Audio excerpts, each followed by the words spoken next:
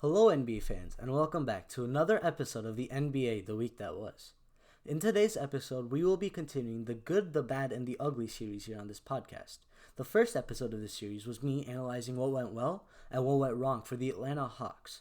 The second team I'll be analyzing as a part of the series, which will be in today's episode, is the Boston Celtics.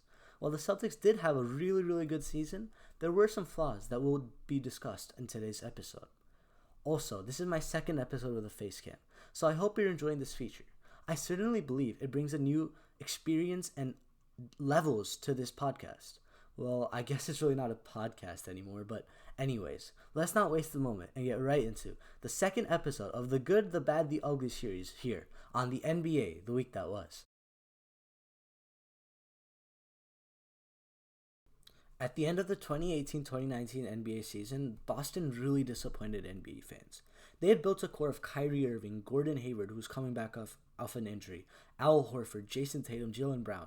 They really looked like the true contenders from the East to eventually take down the Warriors. However, in that last playoffs in 2019, the Bucks embarrassed the Celtics, which caused a rupture in Boston. They lost their arguably two best stars in Kyrie Irving and Al Horford in one offseason. To be honest, coming into this season, I felt that Boston wouldn't be at the levels that they could have been last year. While they might have a talented roster, it's just like you lose your two best stars. You don't really expect the team to be as good as they could have been with their two best stars. However, the breakout season of Jason Tatum this year was one of the key factors for the Boston Celtics' success this year. Tatum really emerged as a star in this league. He averaged around 30 points and 8 rebounds with 4 assists to end this season. He looked like a pure scorer like Kevin Durant in his prime. At only 22, Jason Tatum is going to be a real star in this league and the leader for the Celtics moving forward. However, this year, another positive for the Celtics was the team chemistry that they built around Kemba Walker. While Tatum might be the better player right now, their true leader is Kemba Walker. Kemba Walker is an all-star point guard. However, he's also a great leader. While Kyrie Irving might be a better player for the Celtics basketball-wise, Kemba Walker was really the leader that the Celtics needed to regain that chemistry that they once had in years past when they've won so many championships. Kemba Walker is a great point guard, but he's also a great human being, which led to all his teammates liking him, which led to great team success.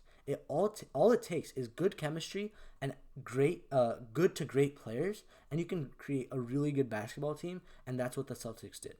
Now, they have a core of Kemba Walker, Jason Tatum, Jaylen Brown, Gordon Hayward, Marcus Smart, Daniel Tice. The names just go on. They're all led by Kemba Walker, and their great coach, Brad Stevens. I really believe that the Celtics created a foundation for a great contender moving forward because Tatum, Jaylen Brown, they're their young stars. Kemba Walker, Gordon Hayward, and Marcus Smart to an extent, they're that veteran presence that a team needs in order to succeed, and the Celtics have it all. So I believe that they use this year as a good foundation setter while also being successful, which is why I believe that the Celtics had a really good year overall.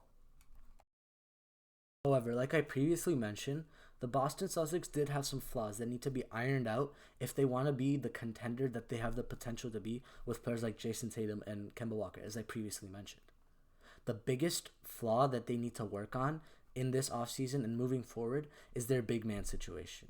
While Daniel Tice was really good this year, he was a 6'9" power forward who they played as a center but really excelled in that role, blocking shots, playing as a stretch five, and really giving it his all in order for the Celtics to, like, that one guy who needs to do all the dirty work in the paint, boxing out, grabbing offensive rebounds. Daniel Tice was doing that for them, but when they need to come up against players like Giannis or Joel Embiid in the playoffs, they really need that one big man who can guard those guys and lead the Celtics to success. They also had Enes Kanter, who they signed in free agency.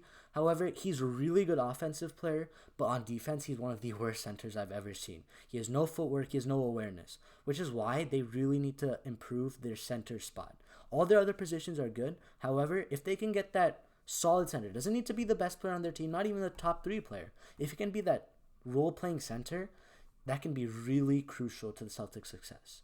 The ways they can improve this is obviously through free agency or the draft. They can find new prospects in the draft or a free agent who can play that role, like as a 7-foot big man who can rebound, box out, and block shots, which is what the Celtics need. However, I believe that the Celtics, within their organization, already have the players that they need to lead themselves to success. Firstly, Taco Fall, the legend, the player we all love, the 7'6" guy named Taco. Who couldn't like him?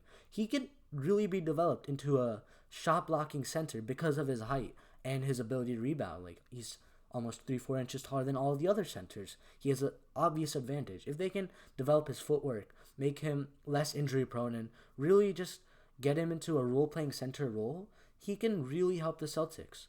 Another player that I actually like more than Taco for the Celtics is a player that they already have, which is Robert Williams III.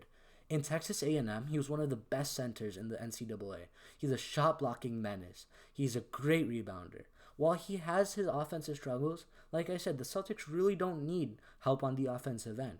They have an offensive big man in Enes Kanter. Daniel Tice can be a great backup. And obviously, their scoring is going to be led by Kemba Walker, Jason Tatum, Jaylen Brown. So they can develop Robert Williams into a defensive monster. He already has the tools for it. They just need to iron them out. He's a young player. He needs some time.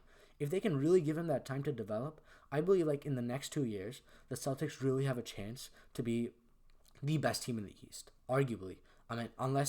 Obviously the Bucks are going to be there, but Celtics can really be that number 2 team, giving that challenge to the Bucks every single playoffs. And with that, we wrap up the second episode of the Good, the Bad, the Ugly series here on this channel. I just want to take this time to say thank you for all the support I received on that last episode with the Hawks. I got a lot of likes, more views than often, and I got a lot of comments that were supportive and gave me feedback. Let me reiterate the fact that feedback is always crucial for a channel like mine. I'm still learning. I recently started this channel, so any feedback I can get will be gladly accepted, whether it's lighting or my voice or any content issues I'm having.